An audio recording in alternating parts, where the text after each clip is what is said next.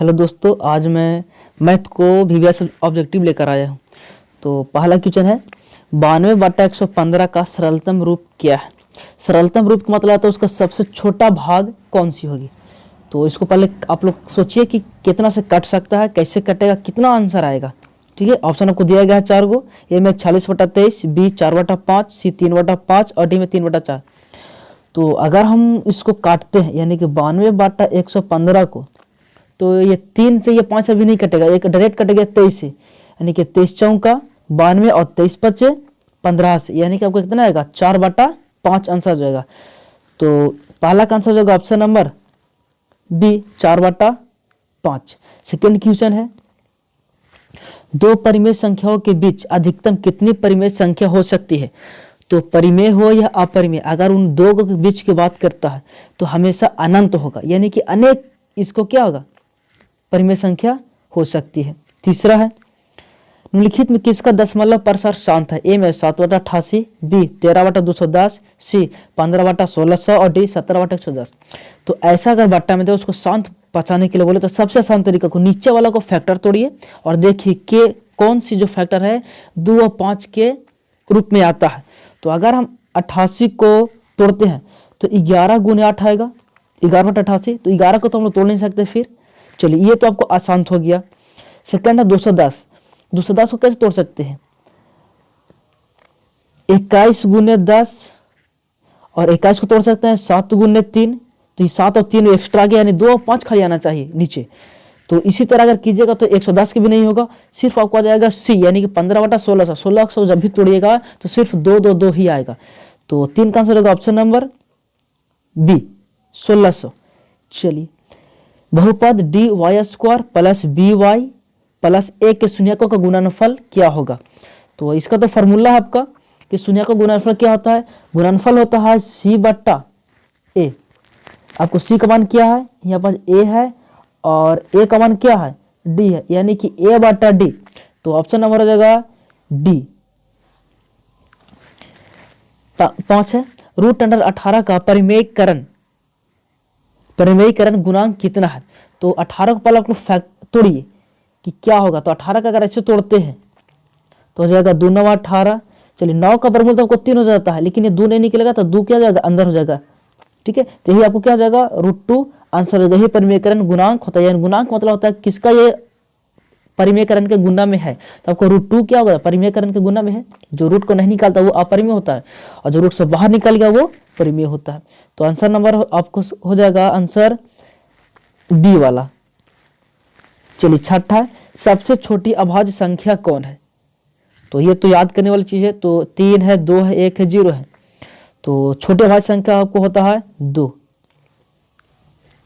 यदि a बराबर bq plus r, जहां a और b धनात्मक पूर्णांक हो तो धनात्मक मतलब प्लस हो तो क्या होगा, r बड़ा होगा b से, b 0 बड़ा है r से, c कि b बड़ा है r से। तो 7 का आंसर होगा ऑप्शन नंबर सी, जो b बड़ा है वो क्या हो जाएगा r से। r का मतलब होता है शेषफल और b का मतलब होता है भाज्य। तो शेषफल से बड़ा हमें क्या होता है भाज्य और भाजक होती है, तो शेषफल में से छोटा होगा। चलिए 8 है निम्नलिखित में कौन परिमेय संख्या है। परिमेय का मतलब जो रूट के बाहर आ जाए। तो 4 प्लस √3 रूट के बाहर कभी नहीं आएगा, क्योंकि 4 अलग है और प्लस में √3 सटा हुआ है। तो √3 तो अपरिमेय हो गया, √7 है आपको अपरिमेय हो गया, √8 के अगर निकालते हैं तो भी अपरिमेय आएगा। लेकिन अगर हम लोग 6√5 अगर √5 ऐसे काट दिया जाए तो सिर्फ 6 बचेगा। तो यही क्या होगा आपको परिमेय संख्या हो जाएगा। तो इसका सही आंसर हो जाएगा ऑप्शन नंबर डी 9 है द्विघात बहुपद x² प्लस 12x प्लस 13 के शून्यक है। ए में दोनों धनात्मक होगा, दोनों ऋणात्मक होगा, सी दोनों बराबर होगा, डी कि एक धनात्मक तथा दूसरा ऋणात्मक। तो देखिए इसमें कहीं पर भी आपको माइनस का चिन्ह नहीं दिया गया है, सब प्लस है। तो जब इतना जाने कि जब सब प्लस है तो इसका आंसर दोनों क्या आएगा माइनस में ही आगे जब शून्यक निकालिएगा तो इसका इसलिए आंसर हो जाएगा ऑप्शन नंबर बी, दोनों ऋणात्मक होंगे। 10 है निम्नलिखित में कौन अपरिमेय संख्या है। अपरिमेय जो रूट के बाहर नहीं हो, रूट में ही हो किसी न किसी तरह से। तो एक आंसर √121 किसका होता है 11 का होता है, 196 होता है आपको 14 का, 27 किसी का नहीं होता, लेकिन 289 होता है आपको कितना 17 का, तो भाई तो 27 तो निकलेगा नहीं, ठीक है। 9 3 27, अगर 27 को हम लोग तोड़ते हैं, अगर तोड़ लेंगे ऐसे 27 को, तो हो जाएगा 3 9 27 और 3 तिहाई 9, यानी 2 को 3 में से आपको 1 को 3 तो निकलेगा, लेकिन फिर 1 को 3 तो रूट में चल जाएगा, तब पर भी 27 क्या होगा, अपरिमेय संख्या ही आपको रहेगा, इसलिए 10 का आंसर हो जाएगा ऑप्शन नंबर सी। 11 बहुपद 5y स्क्वायर माइनस 25 के शून्यक है, कौन सी शून्यक होगा, इसको हम सोल्व करके बताते हैं। देखिए कैसे होगा, ये है आपको 5y स्क्वायर माइनस 25 और बराबर में हो जाएगा माइनस वाला 25 जाएगा प्लस में, यानी कि हो जाएगा 5y स्क्वायर और बराबर हो जाएगा आपको 25, ये 5 से कट जाएगा 25 5 बार में, ठीक है, यानी कि y स्क्वायर बराबर कितना हो जाएगा 5, स्क्वायर हटा तो क्या होगा आपको प्लस माइनस चढ़ेगा रूट, ठीक है, यानी कि y बराबर कितना हो जाएगा रूट अंडर 5 और प्लस माइनस, यानी कि प्लस माइनस में जो होगा रूट में होगा, तो इसका सही आंसर हो जाएगा ऑप्शन नंबर सी। ये तो है प्लस माइनस में रूट। चलिए, एक द्विघात बहुपद के शून्यकों का योग तथा गुणनफल क्रमशः 3 तथा -40 है, तो द्विघात बहुपद क्या होगा, तो इसका एक फार्मूला होता है, मैं आपको बता देता हूं। तो इसका फार्मूला आपको हो जाएगा, ये होता है x square minus alpha plus beta into x, और माइनस में होता है सॉरी प्लस हो जाएगा अल्फा इंटू बीटा।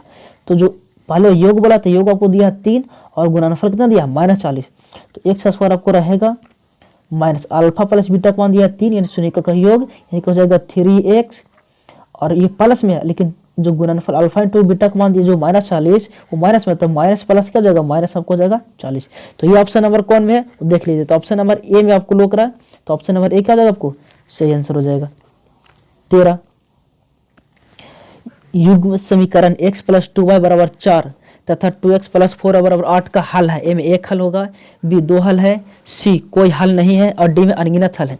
तो इसका फार्मूला होता है अनुपात सूत्र से, यानी कि x का कुछ नहीं था, यानी कि 1 बट्टा आपका 2 हो जाएगा, बराबर हो जाएगा फिर 2 बट्टा 4, फिर क्या हो जाएगा इस 4 और ये 8, यानी 4 बट्टा 8 सौ काटिए, 2 दूनी की 4 और 4 दूनी की 8, यानी कि 1 बट्टा 2 बराबर 1 बट्टा 2 बराबर जगह 1 बट्टा 2, यानी सब बराबर है, तो उसमें क्या बोलते हैं अनगिनत हल, यानी कि अनंत हल हम लोग बोलते हैं।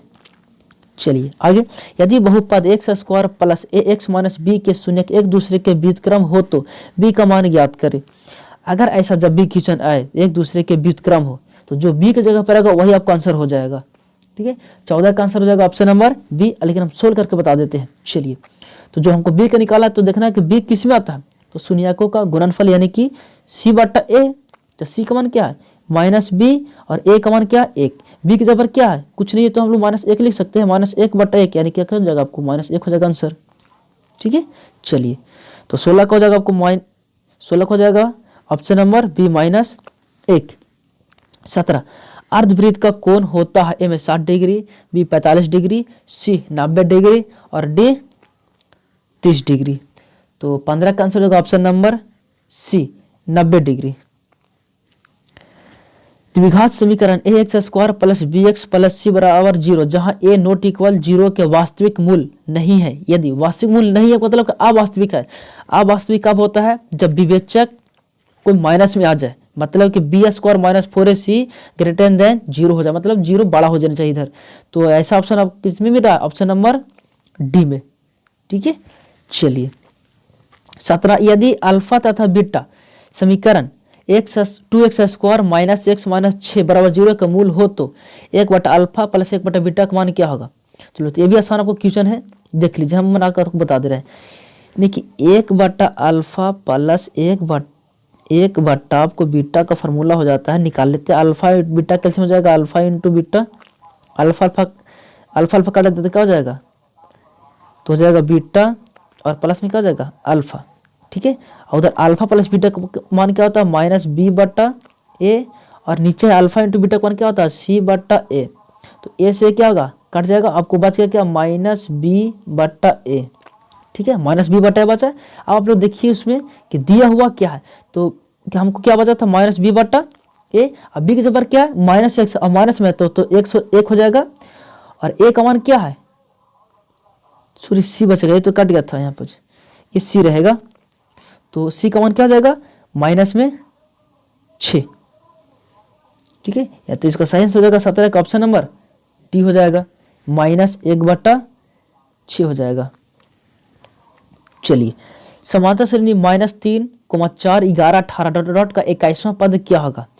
तो इसका तो फार्मूला हो जाएगा सिंपल सी कि ए बराबर आपको पहले चुन लीजिए -3 और डी का मान होता है कि दूसरा का पद में से पहले को घटा देते हैं। तो 4 में से अगर -3 को हम लोग घटाते हैं तो कितना हो जाएगा 4 -1 प्लस में हो जाएगा 3, यानी कितना जाएगा आपको डी का मान आ गया 7 और एन बराबर आपको दे दिया है 21। तो एनवा पद निकालने के लिए हम किसका फार्मूला का उपयोग करते हैं, हमको टी एन का फार्मूला चाहिए, यानी कि ए प्लस एन -1 इंटू क्या हो जाएगा आपको डी, ए का मान -3 प्लस एन का मान 21 में से 1 घटाएंगे तो कितना हो जाएगा 20 और गुने डी का मान कितना था 7। तो -3 प्लस 7 दूनी की 14 यानी कि 140, 140 में से 3 जगह तो आपको बचेगा 137। तो आपको 18 का आंसर हो जाएगा ऑप्शन नंबर डी 137। चलिए आगे, निम्नलिखित में से कौन सा द्विघात समीकरण है। द्विघात समीकरण होने के लिए पहले नियम जानिए। कुछ का ABCD जो जिसको हम लोग चर बोलते हैं वो बाटा में नहीं होना चाहिए, उसका कोई पावर माइनस में नहीं होना चाहिए या कोई ABCD रूट में नहीं होना चाहिए।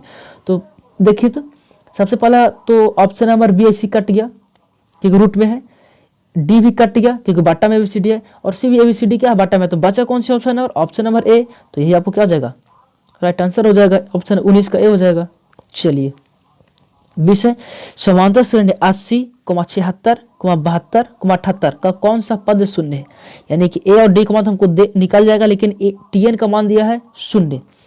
तो ए बराबर आपको हो जाएगा 80 और 76 में से आपको 80 घटाएंगे यानी कि डी का मान जो आपको आएगा 76 माइनस 80। तो कितना बचेगा आपको माइनस में बच जाएगा 4, ठीक है। चलिए तो हम निकाल लेते हैं टी एन बराबर 0 दिया है यानी कि ए प्लस एन -1 इंटू कितना हो जाएगा डी बराबर हो जाएगा 0। ए का मान 80 प्लस एन -1 रहेगा और डी का मान कितना हो जाएगा -4 बराबर हो जाएगा आपको 0।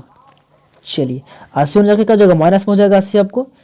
तो यहाँ देखिए एन -1 इंटू हो जाएगा -4 था और बराबर क्या जाएगा माइनस में हो जाएगा 80, ई कट जाएगा 4 से या क्या बार में 20 बार में, माइनस वाले को जगह क्या हो जाएगा प्लस में, यानी कि एन बराबर 21 यानी 21वां पद क्या हो जाएगा आपको 0 हो जाएगा। चलिए यदि समांतर श्रेणी का समान पद का मतलब आपको दे दिया है टी एन बराबर, ठीक है 6 - 4n।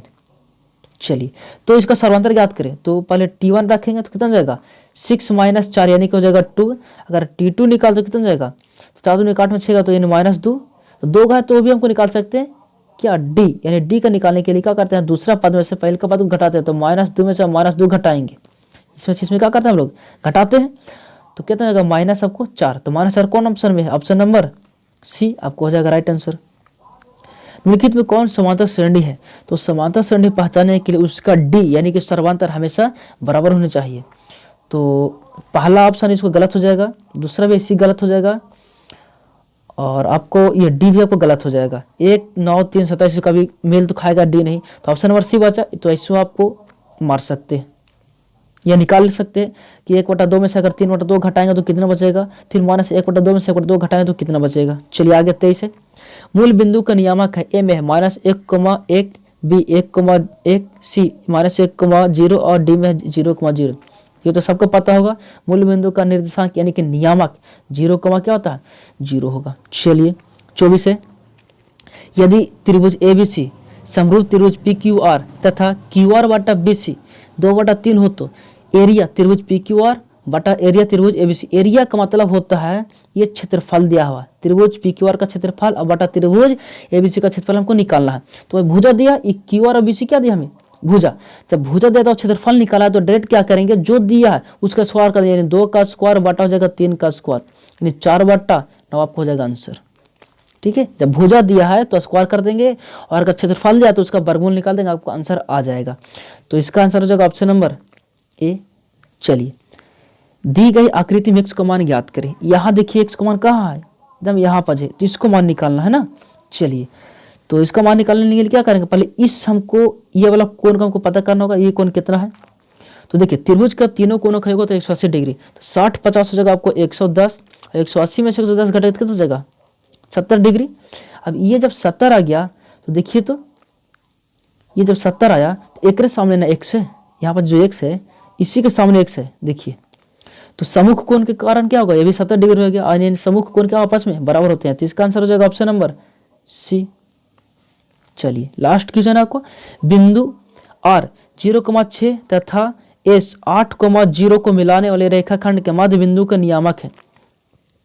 मध्य बिंदु का सूत्र आपको बता देते हैं, याद रखिएगा, यानी कि x1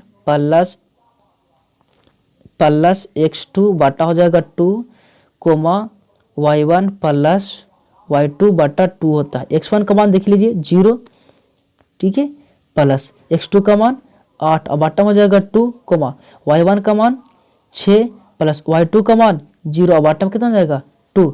आप जोड़ लीजिए, 0 जोड़िएगा 8 में तो कोई फायदा नहीं, तो ये 2 चौके 8 और 2 तिहाई 6 यानी कि 4 कोमा 3 आपको क्या हो जाएगा आंसर हो जाएगा। चलिए तो इसका आंसर कौन हो जाएगा, ऑप्शन नंबर डी, ठीक है, इसका आंसर कौन हो जाएगा, ऑप्शन नंबर डी हो जाएगा।